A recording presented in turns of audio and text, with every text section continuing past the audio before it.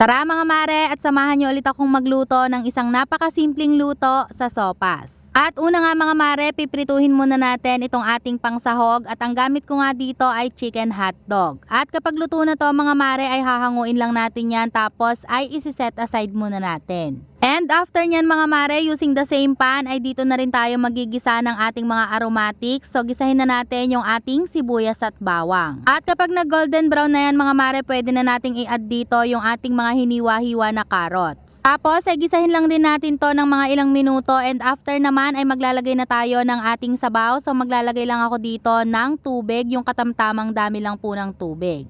At kapag medyo kumulo na to mga mare, ilagay na rin natin yung ating pasta at i-mix lang natin to ng maayos. At hintayin lang natin hanggang sa tuluyan na itong kumulo at kapag ganito na nga mga mare ay pwede na tayong mag-adjust sa mga pampalasa. So maglalagay lang ako dito ng paminta, ng seasoning granules at ng asin. At pagdating naman sa mga pampalasa mga mare ay kayo na po ang bahala kung ano ang mga pampalasa na gusto ninyong ilagay and kayo na rin po ang bahalang mag-adjust depende po sa inyong mga panlasa. And next naman mga mare, meron ako ditong 2 cups of water at tutunawin lang natin dito yung ating crab and corn. Isang pack po ang ilalagay natin dyan and i-mix lang natin to ng maayos hanggang sa ma-dissolve na natin yung ating crab and corn powder. At after naman po natin itong mahalo ng maayos ay pwede na natin itong ilagay dito sa ating niluluto na sopas. At pagkalagay naman natin yan mga mare ay imimix lang natin to ng maayos and next naman pwede na nating ilagay dito yung ating mga hiniwa-hiwa na repolyo. I-mix lang ulit natin to ng bahagya mga mare tapos ay lulutuin lang natin to ng mga ilang minuto and after naman ng ilang minuto pwede na nating ilagay din dito yung ating niluto kanina na mga hotdog.